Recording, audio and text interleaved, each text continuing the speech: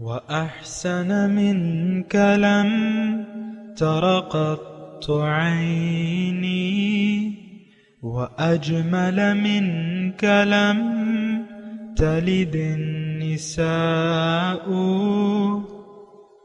خلقت مبرأ من كل عيب خلقت مبرأ من كل عيب كأنك قد خلقت كما تشاء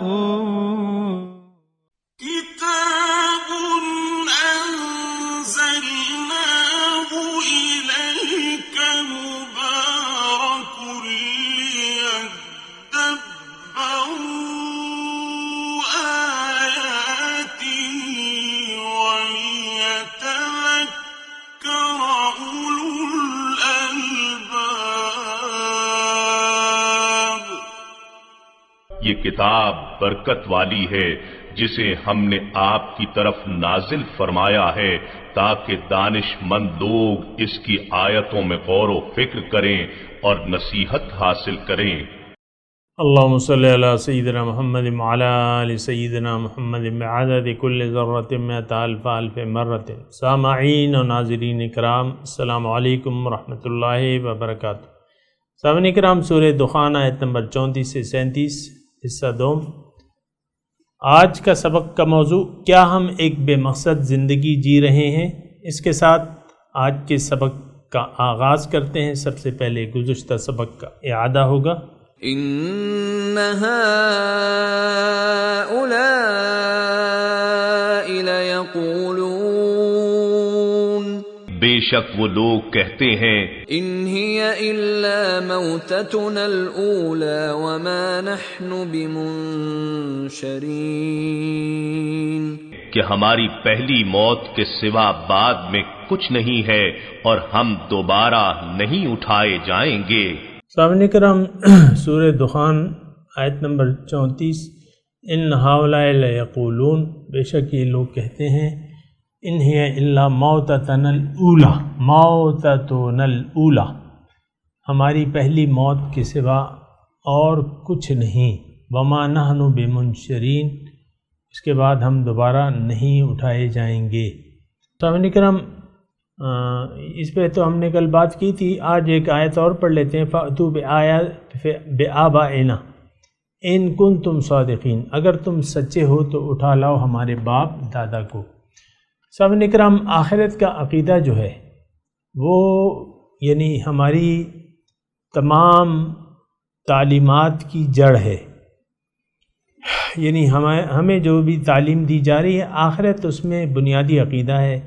اور حقیقی بات یہ ہے سامعین کرام، اگر ہم کسی کی بات سنیں اور عقل سے کام لیں تو اللہ کی کتاب ہمیں بتاتی ہے۔ دیکھیں، اب آپ کو اللہ کی بات سننی ہوگی جو آپ کا خالق اور مالک ہے۔ اس میں یعنی اس کتاب کا جب ہم مطالعہ کرتے ہیں تو سب سے پہلی جو ہے، یعنی آپ دیکھیں کہ انسان کی منزل اللہ ہے۔ ایک بات جو ہے جو مجھے بھی ذہن نشین کرنی ہے اور آپ نے بھی، کہ ہماری آپ کی منزل کون ہے؟ اللہ۔ وَإِنَّ إِلَىٰ رَبِّكَ الْمُنْتَهَىٰ، اے انسان تیری انتہا رب ہے۔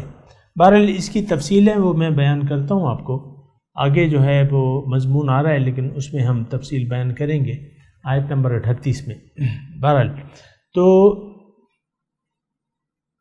جو میرے گزشتہ درس کا خلاصہ تھا وہ یہ تھا کہ اے انسان، تم خود سوچو، عقل سے کام لو کہ تمہارا کوئی خاص مقصد دنیا میں نظر نہیں آ رہا، ایک محنت ہے۔ اب وہ محنت تم دنیا کے لیے کرو یا آخرت کے لیے کرو، وہ تو تمہاری مرضی ہے۔ تو عام طور پہ ہم دنیا ہی کو اپنی منزل قرار دے کے دنیا ہی کے لیے محنت کرتے چلے جا رہے ہیں۔ یہ ہمارے تمام لوگوں کا، ہمارے معاشرے کا یہ دستور ہے۔ آپ اپنے بچوں کو بھی جب وہ بڑا ہوتا ہے، دو تین سال کا ہو جاتا ہے یا 4 سال کا، تو آپ اس کی اسکولنگ کے بارے میں سوچتے ہیں، اچھے سے اچھا پڑھانا چاہتے ہیں، کیونکہ آپ کی نظر میں منزل دنیا ہے اور پیسہ زیادہ حاصل کرنا ہے، اور تو آپ یعنی ہر ایک چیز کو بھلا کے بچے کو آپ اچھی سکولنگ دینا چاہتے ہیں۔ ظاہری تعلیم جیسے ہم کہتے ہیں یہ حرام نہیں ہے، لیکن یہ ایک ضرورت ہے، لیکن ہم نے تو اس کو مقصد بنا لیا ہے، دنیا کو مقصد بنا لیا ہے، تو اب دنیا کے لیے ہم نے بچے کو تیار کر رہے ہیں، اچھی ڈگری، اچھی تعلیم، اچھے اس کے لیے حصول کے لیے۔ اور پھر دیکھیں وہ کیا ہوتا ہے، مطلب یہ بچہ کام شروع کر دیتا ہے، یا تو نوکری کر لیتا ہے، اپنا کام شروع کر دیتا ہے کوئی بھی، اور اس کے بعد آپ اس کی شادی کر دیتے ہیں، اس کے بعد وہ بچوں کا ایک سلسلہ شروع ہو جاتا ہے۔ اس کے بعد جو ہے یہ باپ یعنی یہ بچہ اب باپ بن کے خود بوڑھا ہونا شروع ہو جاتا ہے، اور نئی پود کو دنیا کے لیے تیار، یعنی یہ کچھ عجیب سا مذاق سا ہے ایک، کہ آپ بس دنیا کے وہ جو کولو کے بیل کی طرح دنیا ہی کے گرد گھومے جا رہے ہیں۔ کولو کا بیل آپ کو معلوم ہے نا، اپنی بس اس سے ایک معین راستہ ہوتا ہے، اسی میں وہ گھومتا رہتا ہے، یعنی وہ کہتا ہے میں نے ہزاروں میل کا سفر کر لیا، اور وہ بس وہیں کا وہیں رہتا ہے۔ تو دیکھیں یہ ایک بہت خطرناک روش ہے، ایسا نہیں ہونا چاہیے، سوچنا چاہیے کہ ہماری منزل کیا ہے۔ پرے ہے چرخ نیلی فام سے منزل مسلمہ کی، ستارے جس کی گرد راہوں وہ کارواں تو ہے۔ بہرحال یہ ساری سوچنے کی باتیں ہیں، زندگی ضائع کرنے کی کوئی ضرورت نہیں ہے، کیونکہ یہ زندگی ایک بار ہمیں دی جاتی ہے، اس کے بعد جو ہے کوئی زندگی نہیں ہوگی۔ سامنے کرام یہ ایک بات جو ہے اچھے طریقے سے نوٹ کر لیں۔ اچھا، بہرحال تو میں نے آپ کو یہ کہا تھا کہ ہمارا یہ ایک عقیدہ بن گیا ہے، ہم مسلمانوں کا 2018 کی میں بات کر رہا ہوں، 1450 سال پہلے کی میں بات نہیں کر رہا، ان کا بھی یہی عقیدہ تھا، وہی عقیدہ بین ہی ہمارا بھی ہے، 100% ہمارا ہے کہ ان ہی الا موتتنا الاولی، بس ایک بار موت آئے گی، مرنے سے پہلے جتنا آپ کوشش کر سکتے ہیں کر لیں، اور اس کے بعد کوئی دوبارہ جی اٹھنا نہیں ہے۔ بہرحال آگے چلتے ہیں۔ فَأْتُوا بِآبَائِنَا إِن كُنتُمْ صَادِقِينَ، لے آؤ ہمارے آبا و اجداد کو، ہمارے باپ دادا کو لے آؤ، اگر تم سچے ہو، ان کو اٹھا لاؤ، زندہ کر لو۔ یعنی یہ ایک بے وقوفی کے مطالبہ تھا سامنے کرام، جو کہ اس وقت کے کافر کرتے تھے۔ ہم تو خیر ہمارا تو ایمان ہی نہیں ہے، عملی طور پہ، زبانی طور پہ ہم مانتے ہیں تو اس کا کوئی فائدہ نہیں ہے۔ تو اس وقت کے کافر یہ مسلمانوں کو کہتے تھے کہ فَأْتُوا بِآبَائِنَا إِن كُنتُمْ صَادِقِينَ، کہ چلو ہم مان لیتے ہیں لیکن ہمارے باپ دادا جو مر گئے ان کو، تو یہ ایک انتہائی بے وقوفی کی سی بات تھی۔ اللہ تعالیٰ نے یہ موت اور زندگی کا جو نظام قائم کیا ہے، کہ دنیا اور یہ کائنات ہماری بنائی ہے، اس میں ایک حد تک مہلت ہے، قیامت تک یہ سلسلہ جاری رہے گا، اور اس میں یعنی انسان کو دنیا میں اس کے نتائج نہیں ملتے، نہ یہ قانون ہے کلی نتائج جو ہے اللہ تعالیٰ نے یوم آخرت کے دن ہمیں فیصلہ سنانا ہے کہ کون کس درجے کا مستحق ہے، اور اس کے متعلق اللہ تعالیٰ نے ہمیں فرمایا ہے فریق فی الجنت و فریق فی السعیر، ایک ٹولی جو ہے وہ جنت میں ہوگی اور ایک دوزخ میں ہوگی۔ یہ فیصلہ جو ہے وہ روز قیامت کو ہوگا۔ ان یوم الفصل کان میقاتا، بھی آیت آنے والی ہے سامنے کرام کہ فیصلے کا دن جو ہے، ان یوم الفصل میقاتہم اجمعین، فیصلے کا دن جو ہے وہ طے شدہ ہے، یوم الفصل اسے کہتے ہیں۔ وما ادراک ما یوم الفصل ویل یومئذ للمکذبین۔ تو بہرحال وہ فیصلے کے دن سے پہلے جب تک وہ نہیں آتا تو تب تک یہ قیامت جو ہے جب تک قائم نہیں ہوتی تو لوگوں کو مہلت ملتی رہے گی۔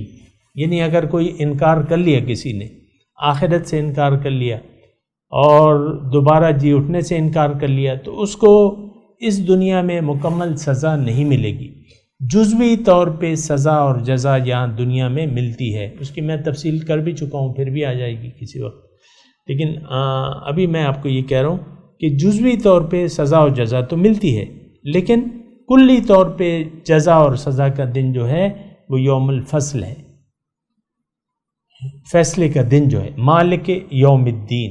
ہم پڑھتے ہیں نا سورہ فاتحہ میں الحمدللہ رب العالمین الرحمن الرحیم مالک یوم الدین، روز جزا کا مالک.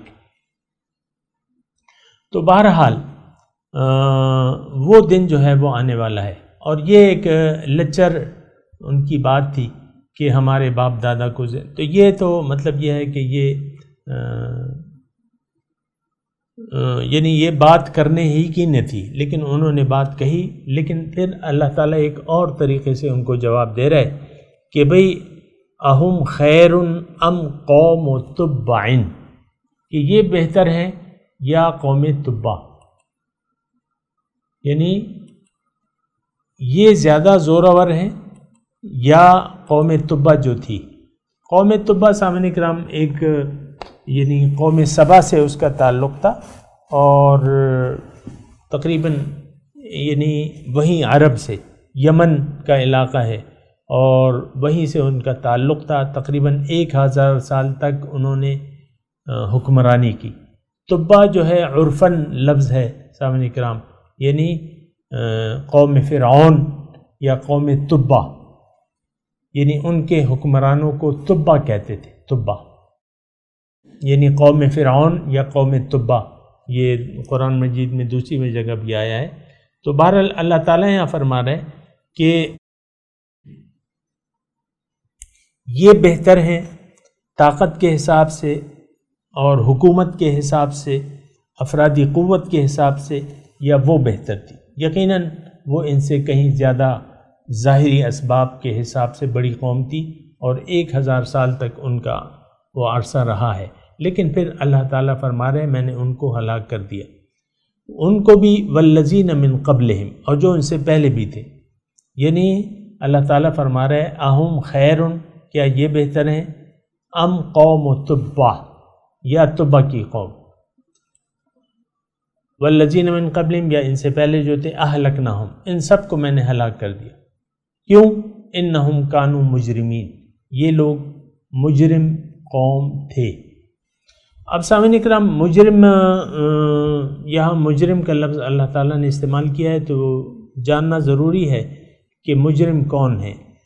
وہ لوگ جو اپنے مقصد حیات سے انکار کر دیں، وہ لوگ جو اپنے رب کو پہچاننے سے انکار کر دیں، وہ لوگ جو رب کی یاد کو دل سے بھلا دیں، یہ قوم مجرم ہیں.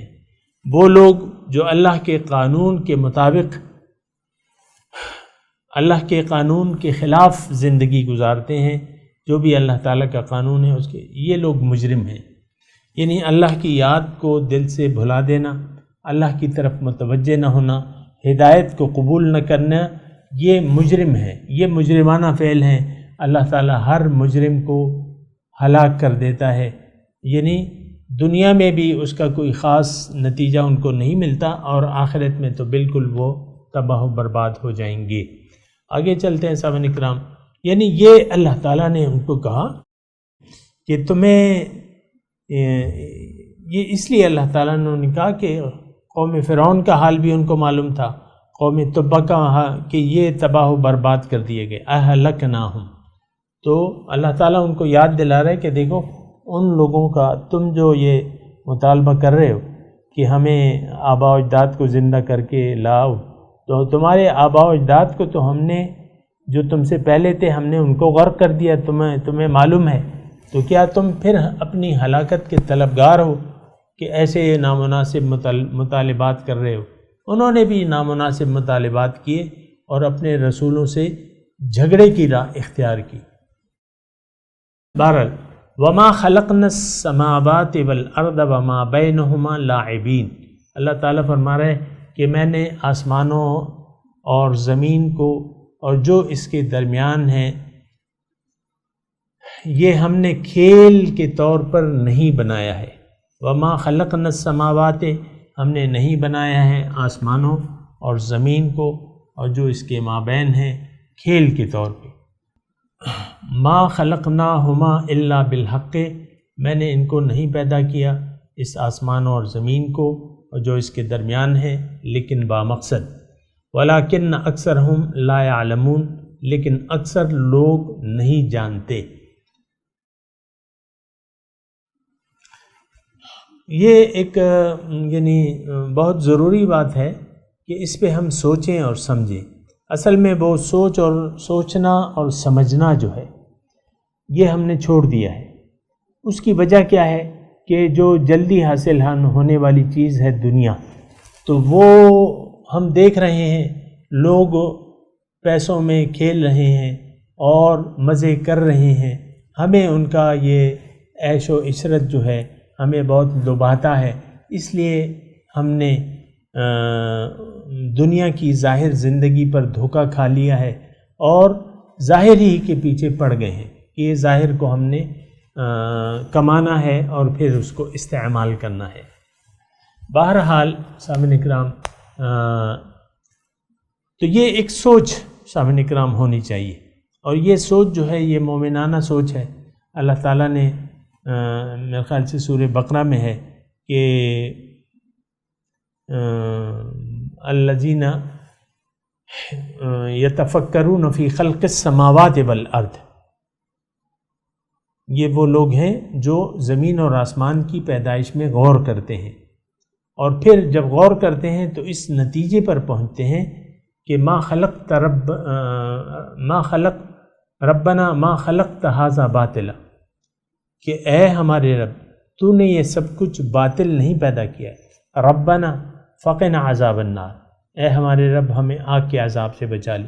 بہرحال یہ بہت ضروری بات ہے سامعین کرام کہ ہم اس پہ سوچیں. آئیے غور کرتے ہیں اس پہ کہ ان آیات کا کیا مطلب ہے. ان آیات میں اللہ تعالیٰ فرما رہا ہے اس کائنات کو میں نے بامقصد پیدا کیا ہے، اور لیکن اکثر لوگ جانتے نہیں یا جاننے کی کوشش نہیں کرتے. دیکھیں کائنات کی پیدائش کیوں ہوئی ہے. ظاہر ہے کہ اس کائنات کا مرکزہ آپ دیکھیں نا، یہ آپ کو زیادہ تکلیف نہیں ہوگی. اشرف المخلوقات کا تو لفظ ہم سنتے بھی ہیں، استعمال بھی کرتے ہیں کہ انسان اشرف المخلوقات ہے. وَلَقَدْ كَرَّمْنَا بَنِي آدم، ہم نے بنی آدم کو فضیلت دی ہے، ان کو عزت دی ہے، فضیلت دی ہے. یعنی انسان جو ہے یہ آپ دیکھیں کہ ایک مرکزہ کائنات ہے، اور پھر انسان کی جو حیثیت ہے وہ کیا ہے، اس دنیا میں کیا ہے، انسان کیوں پیدا ہوا ہے. لیکن اس سے پہلے میں آپ کو یہ بتا رہا ہوں کہ اللہ تعالیٰ یہ فرما رہا ہے کہ ما خلقنا السماوات والارض وما بینہما لاعبین، یہ کھیل تماشا نہیں ہے. ہم نے تو اس کو ایک کھیل تماشے کے طور پہ لے لیا ہے سامعین کرام. بس پیسے کماؤ، صبح ہوتی ہے، شام ہوتی ہے، اور ہماری زندگی اسی دوڑ میں ہم لگے ہوئے، پیسے کے پیچھے، دنیا کے پیچھے. ہماری دوڑ جو ہے وہ دنیا کے پیچھے ہے. میرے خیال سے اس بات کے ثبوت کے طور پہ زیادہ مجھے دلائل نہیں دینے پڑیں گے. آپ سب جانتے ہیں کہ ظاہر ہی ہمارا قبلہ اور کعبہ بن چکا ہے، ظاہر ہی کے پیچھے ہم دوڑ رہے ہیں، خود بھی اور اپنے بچوں کو بھی اسی دوڑ میں شامل کر رہے ہیں. تو یہ بات جو ہے یعنی گزشتہ اسباق پہ بھی میں نے جو 2 سبق گزرے ہیں اس میں نے آپ کو یہ کہا تھا کہ یہ انتہائی غلط تصور ہے کہ دنیا ہی ہمارا مقصود ہے. اگر یہ دنیا ہی مقصود ہے، آپ مجھے بتائیں کہ کیا انسان لے کے اپنے ساتھ جا رہے ہیں، یا ان کی ساری زندگی انسان محنت کرتا رہتا ہے اور آخر میں جو ہے بس وہ چلا جاتا ہے.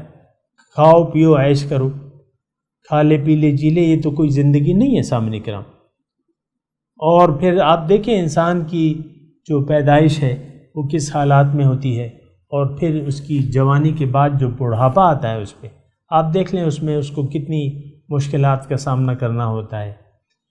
آہستہ آہستہ قوتیں جو ہیں وہ جواب دینے لگتی ہیں، اور پھر وہی انسان جو بڑے خوش و خرم پھرتا تھا اور مزے کرتا تھا، آج جو ہے وہ بستر پہ اس کی کمر لگ جاتی ہے بڑھاپے میں عام طور پہ نا. تو یہ ایک دیکھیں دنیا منزل کیا ہے. اصل سوال یہ ہے کہ انسان کا مقصد حیات کیا ہے، انسان کی منزل کیا ہے، ہمیں نظر نہیں آتا سامعین کرام، یعنی عقل تسلیم نہیں کرتی کہ یہ دنیا ہی منزل ہے۔ عقل یہ کہتی ہے کہ نہیں، اس کا انجام ہونا چاہیے، جو ہم ظاہری زندگی گزار رہے ہیں اس کا ایک انجام ہونا چاہیے اور اس کا ایک نتیجہ ہونا چاہیے، کیونکہ انسان کی پیدائش یہ باقی مخلوقات کی طرح نہیں ہے سامنے کرام۔ شہد کی مکھی ہے، شہد بنا لیا، اس نے چلی گئی۔ گائے ہے، بیل، بس آپ نے استعمال کی، گوشت کھا بھی لیا، بس بات ختم ہو گئی۔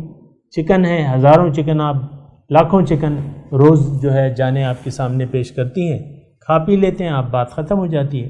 اسی طرح یہ کائنات کا ایک مقصد ہے، جب وہ قیامت آئے گی تو یہ مقصد ختم ہو جائے گا، یہ دنیا بھی ختم ہو جائے گی، اللہ تعالیٰ اس کو دوسری زمین سے بدل دے گا، یوم تبدل الارض غیر الارض۔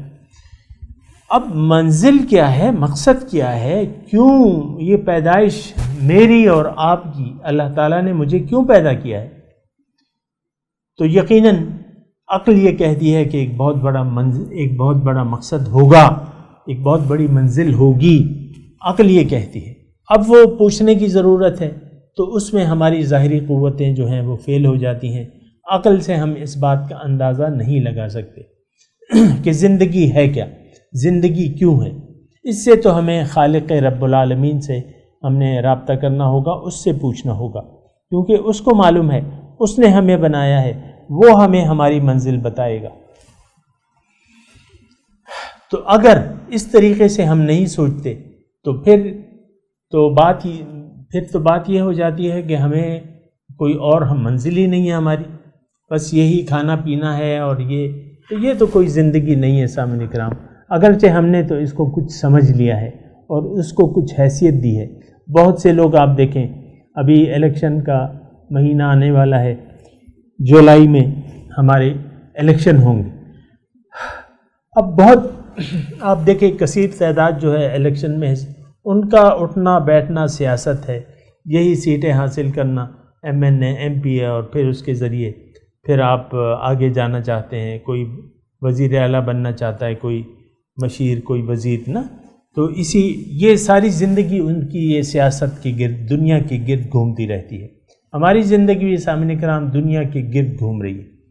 ہم میں سے کوئی اگر ادنا درجے کا بھی شخص ہے تو میں یقین سے کہتا ہوں کہ اس کا بھی کوئی منزل نہیں ہے سوائے دنیا کے۔ اس کی کوئی ایک گدھا گاڑی والا ہے، اس کا بھی دنیا کے علاوہ کوئی اور منزل اس کے سامنے ہے ہی نہیں، اس کا کوئی اور مسئلہ ہے ہی نہیں۔ اسی طرح اگر بہت اونچے درجے کی آپ بات کریں، آرمی چیف کو لے لیں، چیف جسٹس کو لے لیں، وزیر اعظم، ان کا بھی یہ اوڑھنا بچھونا جو ہے بس ظاہر دنیا ہے، ظاہری عہدے ہیں، عوامی عہدے ہیں یا سرکاری عہدے ہیں، بس یہ بڑی بات ہوتی ہے، ان کی نظر میں بڑی بات ہوتی ہے۔ یہ تمام جو ہے آپ دیکھ لیں گریڈ کے وزن پہ تولا جاتا ہے۔ ایک دن میں کھڑا ہوا تھا راولپنڈی میں ایک دکان میں، تو ایک صاحب آئے، ان کے ساتھ ایک چمچے بھی تھے، تو انہوں نے آتے ہوئے، وہ ظاہر ہے دکان میں کچھ لے رہے ہوں گے، لیکن پہلے وہ چمچے نے آ کے ان کا تعارف کرایا کہ یہ گریڈ 22 کے افسر ہیں، ان کو کچھ آپ سے کام ہے، سنیں ان کی بات۔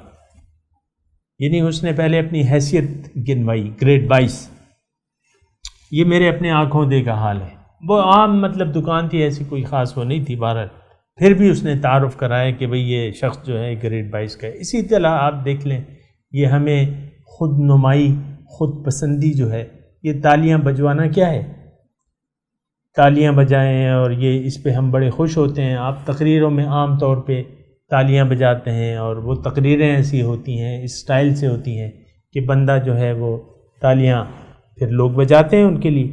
یہ تالیاں بجانا خود نمائی تو نہیں شیوہ ارباب وفا، جن کو جلنا ہے وہ آرام سے جل جاتے ہیں۔ تو ہم نے ظاہر دنیا کو کچھ اصل سمجھ لیا ہے اور اس کے پیچھے ہم پڑ گئے ہیں، ایسی بات نہیں ہے۔ حقیقت یہ نہیں ہے، جن حالات میں اور جن واقعات میں ہم رہ رہے ہیں یہ ہماری اصل نہیں ہے اور یہ حقیقت نہیں ہے، یہ چند روزہ زندگی ہے۔ اس کے بعد جو زندگی ہوگی دوبارہ، جب اللہ تعالی ہمیں دوبارہ زندگی دے گا اور یوم حشر کے دن ہمارا کیس جو ہے اللہ رب العالمین کے سامنے پیش ہوگا، تو اس دن کے متعلق اللہ تعالیٰ قرآن میں فرماتے ہیں وَمَنْ زُحْزِحَ عَنِ النَّارِ وَأُدْخِلَ الْجَنَّةَ فَقَدْ فَازَ وَمَا الْحَيَاةُ الدُّنْيَا إِلَّا مَتَاعُ الْغُرُورِ۔ جس دن یعنی جس کو اس دن بچا لیا گیا آگ سے اور اس کو جنت میں داخل کر دیا گیا، وہ شخص جو ہے کامیاب ہے، یعنی وہ فیصلے کا دن وہ ہے۔ کامیابی اور ناکامی وہ روز آخرت کی ہے، دنیا میں تو یہ دنیا تو منزل ہی نہیں ہے۔ پھر دنیا کی کامیابی یا ناکامی ظاہر سے نہیں آپ پتہ چلا سکتے۔ حضور صلی اللہ علیہ وسلم کی زندگی کا آپ مطالعہ کریں کہ 3 دن مسلسل انہوں نے کبھی پیٹ بھر کے گندم کی روٹی نہیں کھائی، یا ان کے گھر میں چولہا نہیں جلا مسلسل، یہ امی عائشہ بتاتی ہیں۔ تو دنیا کی اب انہوں نے جس طریقے سے زندگی گزاری تو ہم تو اس کو ناکام زندگی تو نہیں کہہ سکتے۔ حضور صلی اللہ علیہ وسلم کی زندگی کس طریقے سے انہوں نے سختیوں میں، تکلیفوں میں، مشقت میں، محنت میں زندگی گزاری، اور فاقوں والی زندگی ایک قسم کی تھی ان کی۔ اسی طرح صحابہ کرام کی زندگی جو تھی اللہ ماشاء اللہ، تو وہ سب اسی طرح کے، تو ہم تو انہیں ناکام نہیں کہہ سکتے، وہ تو انتہائی کامیاب لوگ تھے۔ حضور صلی اللہ علیہ وسلم تو بدرجہ اولا رحمت للعالمین ہیں، دونوں جہاں کے بادشاہ ہیں۔ بہرحال تو یہ ساری باتیں ہیں، اس کو ذرا غور اور سمجھ سے کام لینا چاہیے۔ مضمون ابھی تھوڑا رہتا ہے، انشاءاللہ اگلے درس میں ابھی میں تلاوت کرتا ہوں، میرے ساتھ دہرائیے۔ اعوذ باللہ من الشیطان الرجیم، بسم اللہ الرحمن الرحیم۔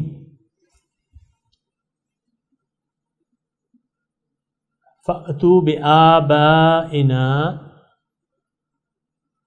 إِن كُنتُمْ صَادِقِينَ أَهُمْ خَيْرٌ أَمْ قَوْمُ تُبَّعٍ وَالَّذِينَ مِنْ قَبْلِهِمْ أَهْلَكْنَاهُمْ إِنَّهُمْ كَانُوا مُجْرِمِينَ۔ اب ان آیت کی ترجمہ سنا دیں۔